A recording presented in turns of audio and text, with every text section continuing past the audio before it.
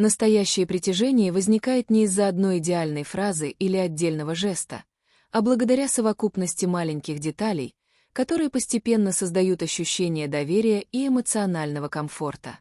Если женщина улыбается во время разговора, сама поддерживает беседу, задает вопросы, запоминает то, что вы рассказывали раньше, интересуется вашими планами и охотно проводит с вами время, все это может говорить о том, что ваше общение для нее действительно важно.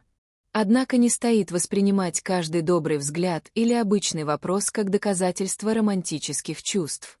Люди общаются по-разному, и гораздо важнее смотреть на общую картину. Например, если женщина говорит «с тобой легко разговаривать», это может означать, что рядом с вами она чувствует себя спокойно и может свободно выражать свои мысли. Иногда именно такое чувство становится основой для дальнейшего сближения. Другой важный признак, когда она сама возвращается к темам, о которых вы говорили раньше. Допустим, несколько дней назад вы упомянули любимую книгу, фильм или место, которое хотели посетить, а позже она неожиданно спрашивает: «Ты все-таки посмотрел тот фильм или ты говорил, что хотел туда съездить?» Получилось. Это показывает, что она не просто слышала вас, а действительно запомнила детали разговора. Внимание к мелочам часто говорит о заинтересованности гораздо больше, чем громкие комплименты. Еще один момент. Инициатива.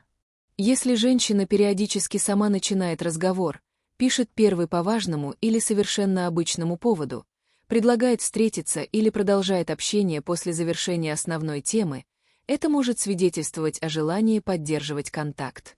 При этом важно учитывать взаимность. Здоровое общение строится не на постоянном стремлении одного человека завоевать другого, а на том, что оба постепенно вкладываются в отношения. Иногда женщина может сказать «мне нравится». «Как ты думаешь?» Такая фраза интересна тем, что она относится уже не к внешности, одежде или материальным достижениям, а к личности человека. Возможно, ей нравится ваша спокойная реакция на сложные ситуации, чувство юмора, жизненный опыт или способность внимательно слушать. Особенно после 50 многие люди начинают гораздо больше ценить не внешнюю демонстративность, а надежность, уважение, эмоциональную зрелость и умение быть собой. Но здесь тоже не существует универсального правила. Каждая женщина имеет собственные предпочтения, жизненный опыт и представление о подходящем партнере. Поэтому возраст сам по себе не делает мужчину автоматически привлекательным. Гораздо важнее то, каким человеком он остается в общении с другими людьми.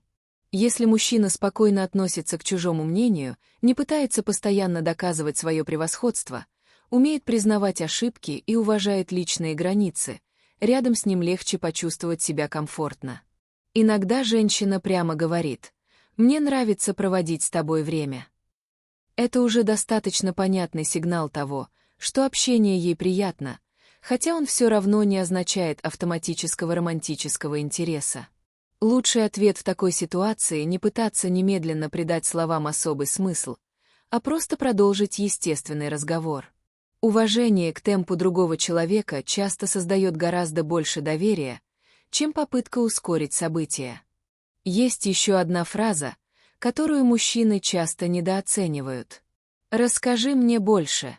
Она может появиться после истории о вашей работе, путешествии, семье, увлечении или важном жизненном опыте. Если человек задает дополнительные вопросы и действительно слушает ответ, значит, ему интересно узнать вас глубже. Но здесь снова стоит помнить о контексте. Хороший собеседник может проявлять внимание просто потому, что воспитан и умеет поддерживать разговор.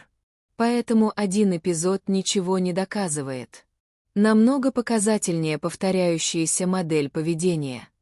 Если женщина регулярно проявляет инициативу, стремится находить поводы для общения, помнит ваши слова, интересуется вашим мнением и чувствует себя рядом с вами свободно, тогда вероятность взаимной симпатии действительно становится выше. Иногда мужчины совершают противоположную ошибку. Они настолько боятся ошибиться, что вообще перестают проявлять интерес. В результате оба человека могут испытывать симпатию, но никто не решается сделать простой и уважительный шаг навстречу. Не обязательно использовать сложные психологические приемы.